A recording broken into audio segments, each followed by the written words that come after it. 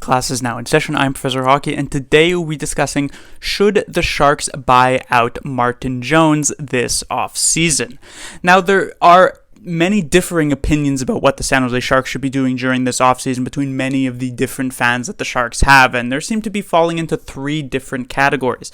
There are some Sharks fans who want the Sharks to be immediately competitive once again next season. They want the Sharks to try and go for that Stanley Cup. They want them to be as good as they were, let's say, 3 or so years ago back in the 2019 playoffs.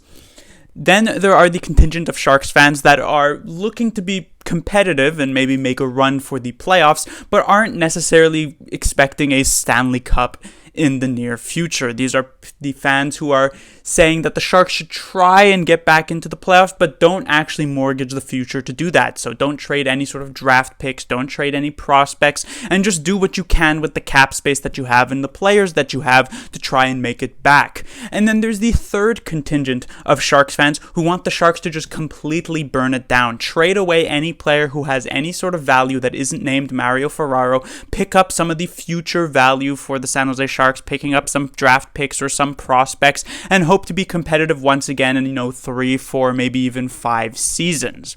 Now, while there are all these differing opinions about what the Sharks can do, there seems to be one thing that many of these fans have in common about what the Sharks should be doing this offseason, and that is buying out Martin Jones. Whether you think the Sharks should be getting the Stanley Cup next season, or whether or not you think that the Sharks should be not even in the playoffs for the next 5 seasons, you still want to be able to buy out this starting goaltender, which is kind of odd to me because it is the correct play in certain situations, but not in others. For instance, if you're trying to be extremely competitive, yes, buying out Martin Jones absolutely tracks. You buy out Martin Jones because you're not going to be able to be competitive with him as your starting goaltender, and then pick up someone like Pekka Rinne or Cam Talbot or whoever to try and actually get this team back into the playoffs. If you're looking to just be somewhat competitive, it still tracks. Buy out Martin Jones, get a better starting goaltender, and see if you can make your way into the playoffs without having to give away any real assets. However, when you're trying to rebuild, what you're able to do is trade away some of the value contracts that you currently have. So for instance, you can trade away someone like Evander Kane, who right now has a ton of value, especially after the career year he had this past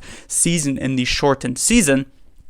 And you can pick up something like a second or a first round pick and potentially a decent to even pretty good prospect, so that 3 years down the line, one of those players could end up having hopefully equal, if not even more value than what Evander Kane is currently providing. And the same goes for contracts like Timo Meier or Kevin Labanc or Logan Couture. However, when it comes to these bigger contracts and more awkward, like Erik Karlsson, or even just the bad contracts that nobody would ever want, like Vlasic or Martin Jones, this isn't really is something that you can actually do. Instead of trading away immediate value of Martin Jones and getting future value in picks and prospects, instead, since Jones has negative value, you have to not only trade Martin Jones to this other team, but you have to add in a sweetener to that deal. You would have to give up your own draft pick or your own prospect, so you can't get rid of him like that. And so then there's two things that you can either do with Jones. You either keep him on the team or you buy him out. But the thing is that when you are rebuilding, you're not going to be spending up until the cap. You don't need the full $82 million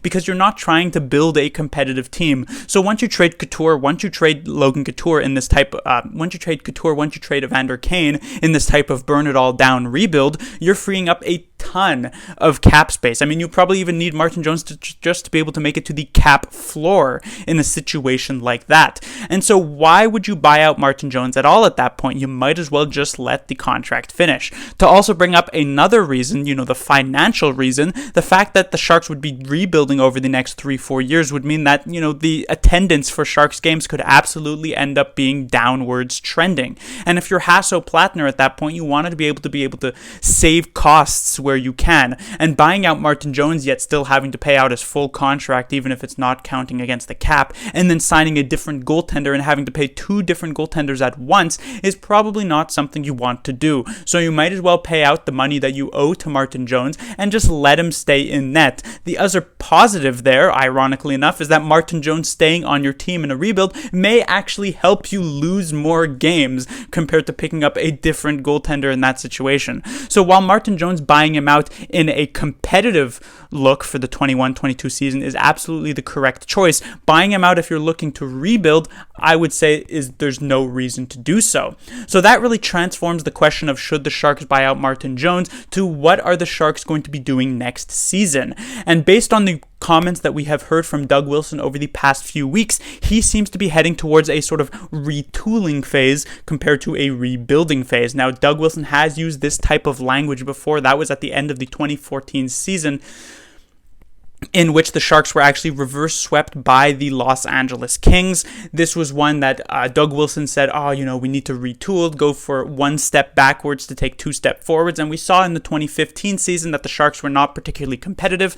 And in that offseason, they end up drafting Timo Meier at 9th overall. They signed Joel Ward. They signed Paul Martin. They make the trade for Martin Jones, which was a good trade at the time, at the very least. And in the 2016 season, they were in the Stanley Cup Finals for the first time in franchise history. So clearly, Doug Wilson does have a good track record in this retooling kind of phase that he is talking about. Now, obviously, the circumstances are very different from where they were just a few years ago. So will a similar thing like that happen? Probably not.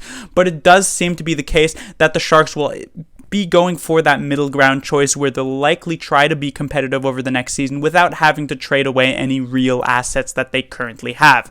At which point, especially when you consider the comments of Doug Wilson where he was also talking about how the goalie market is pretty good this offseason, I do suspect that yes, the Sharks will indeed be buying out Martin Jones, and we will have seen Martin Jones' final game in teal. Class dismissed.